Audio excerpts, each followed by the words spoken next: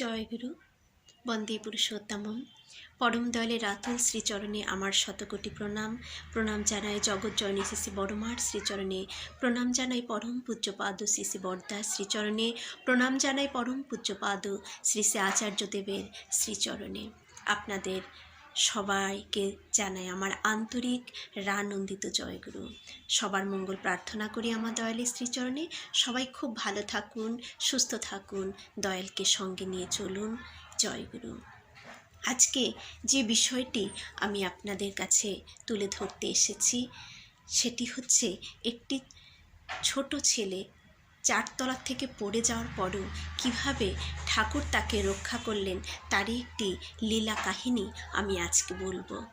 আর তার আগে আমি আপনাদের সকলের কাছে আমার একটি অনুরোধ, আপনারা যেভাবে আমার প্রথম থেকে আমার পাশে ছিলেন, আমাকে সহযোগিতা করেছেন, আমার আলোচনায় কমেন্ট করে লাইক দিয়ে যেভাবে আমাকে আগ্রহ করেছিলেন এগিয়ে যাওয়ার জন্য, সেভাবেই আবার পাশে থাকবেন, যাতে আমি আপনাদের যাজনে, আপনারা যে আমাকে কমেন্ট করে থাকেন এটাও একটা যাজন, সেই যাজনে, আপনাদের যাজনে আমি উদ্বুদ্ধ হই আরও ঠাকুরের কথা বলার জন্য, ঠাকুরকে নিয়ে ভাবার জন্য, ঠাকুরকে নিয়ে চলার আরও ইচ্ছে আমার ভেতরে জেগে ওঠে কিন্তু আপনাদের ওই কমেন্টের মধ্য দিয়ে। তাই আপনারা আমার পাশে থাকবেন, আমাকে যাজন করুন যাতে আমি আরও ইষ্টমুখী হয়ে উঠতে পারি। জয়গুরু। তো ঘটনাটা আমি বলছি। আমি একটি গ্রন্থ থেকে এই ঘটনাটি পড়েছি। জলপাইগুড়ির শিশু মহলের প্রিন্সিপাল কানাইলাল চ্যাটার্জিদা, সেই কানাইলাল চ্যাটার্জিদা একবার ঠাকুর বাড়ি গেলেন।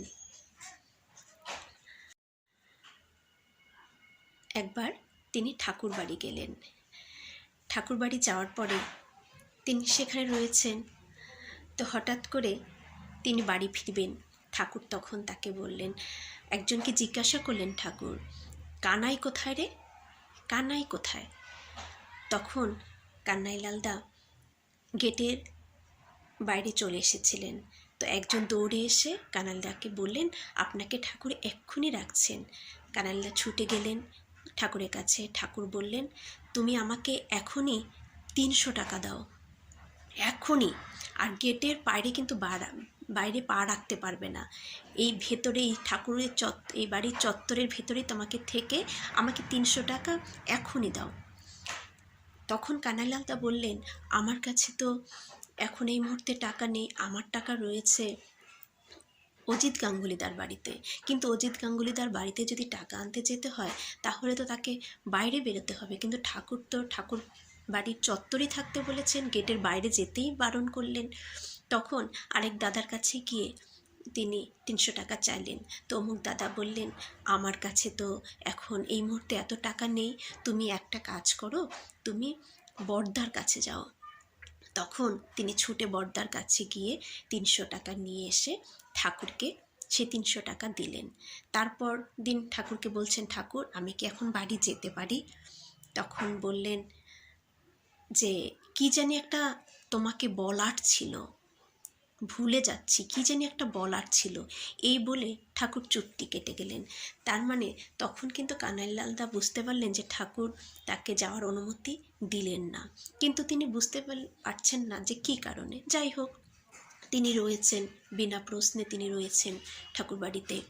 তারপর আবার 2 দিন পর যখন ঠাকুরের কাছে গেলেন তখন ঠাকুর নিজের থেকেই জিজ্ঞাসা করলেন যে, কানাই তুমি কি বাড়ি ফিরবে? তখন কানাইলালদা বললেন, আপনি যদি অনুমতি দিয়ে থাকেন তবে নিশ্চয়ই ফিরব। তখন বলল, কলকাতা হয়ে কি ফিরবে? যদি বললেন, আপনি যদি বলেন তাহলে তাই ফিরব। বলল, ঠিক আছে যাও। তো কানাইলালদা ঠাকুর প্রণাম করে কলকাতা হয়ে, তিনি জলপাইগুড়ি তার বাড়ি, তিনি কলকাতা হয়ে বাড়ি ফিরবেন, কলকাতায় তার ভাইয়ের বাড়ি। তো ভাইয়ের বাড়ি যাচ্ছেন, ভেতরে ঢুকলেন, যখন সিঁড়ি দিয়ে উপরে উঠছেন তখন তার যে ছোট ভাইপো, সে ভাইপো উপরে দাঁড়িয়ে রয়েছে। উপর থেকে বললেন, জেঠু আমি 4 তলার উপর থেকে পড়ে গিয়েছিলাম, এই কথা শুনে কানাইলালদা ছুটে উপরে চলে গেলেন। উপরে অন্দরমহলে যখন গেলেন, সবাইকে জিজ্ঞাসা করলেন কি হয়েছে। সবার একসাথে কথা বলায় তখন তিনি এটুকু বুঝতে পারলেন যে কেন ঠাকুর কানাইলালদার থেকে 300 টাকা চেয়েছিলেন। তখন তিনি কিন্তু সেটা বুঝতে পারলেন যে কেন 300 টাকা চেয়েছিলেন। যখন বাচ্চা ছেলেটি ওই 4তলা ওপর ঘুড়ি ওড়াচ্ছিল, ঘুড়ি ওড়াতে ওড়াতে সে 4তলা থেকে পড়ে গেছিলেন। পড়ে যাওয়ার পরে তার যে মা, ওই শিশুটির মা, তখন তার ছেলের কাছে সামনে না গিয়ে এক দৌড়ে ঠাকুর ঘরে গিয়ে ঠাকুরের সামনে বসেছিলেন। ঠাকুরের সামনে বসে সে ছেলে যে কি হবে সেটা তুমি ঠাকুর জানো, এই বলে সে বসেছিলেন ঠাকুরের কাছে। সেই তৎক্ষণাৎই ঠাকুর কিন্তু কানাইলালদার থেকে ওই 300 টাকা চেয়েছিলেন। সারা রাত ডাক্তার ছিলেন তার পাশে কয়েকজন, কিন্তু কেউ ওই শিশুটিকে সুস্থ করতে পারেননি, কারণ তার জ্ঞান ছিল না। তখন সবাই নিরাশায় সব ডাক্তারেরা চলে গেলেন যে কিছু করার আর নেই, তার কোনো জ্ঞানই নেই। ঠিক রাত 2টোর সময় সেই বাচ্চা ছেলেটি, মা কিন্তু ওই ঠাকুর ঘরেই বসে রয়েছেন, ঠাকুর ঘর থেকে সে এক ফুটও ওঠেননি। তখন ওই বাচ্চা ছেলেটি রাত 2টোর সময় উঠে মাকে ডাকছেন, মা আমাকে একটু জল দেবে। তখন মা ঠাকুরের আসনের নিচ থেকে সে সস্তৈনী জলটা নিয়ে 2-3 ফোঁটা সেই বাচ্চা ছেলেটির মুখে দিয়ে দেন।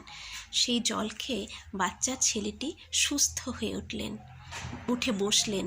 পরদিন যখন সেই ডাক্তারেরা এলেন, ডাক্তাররা এসে তো হতবাক, এটা কিভাবে সম্ভব? যে ছেলের কোনো জ্ঞান ছিল না, আমরা কোনোভাবেই কিছু করতে পারলাম না, সেই ছেলে উঠে বসে পড়েছে। তখন বাচ্চা ছেলেটিকে জিজ্ঞাসা করলো যে তুমি কি পড়ে গিয়ে কোথাও ব্যথা ট্যাথা পেয়েছো, কোথাও চোট লেগেছে? বাচ্চা ছেলেটি বলছে না। বলছে কোথাও লাগেনি? বলছে কোথাও ব্যথা হচ্ছে না? বলছে না, আমার কোথাও ব্যথা হচ্ছে না। তখন সে ডাক্তারেরা বুঝতে পারলেন যে কোনো অলৌকিক ঘটনা।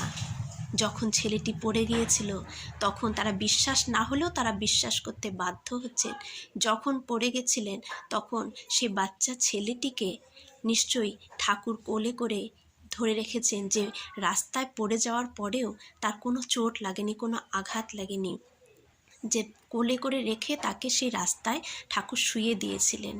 তাই বাচ্চা ছেলেটি আজ বেঁচে গেলেন। ঠাকুর এভাবেই কিন্তু আমাদের পাশে থাকেন।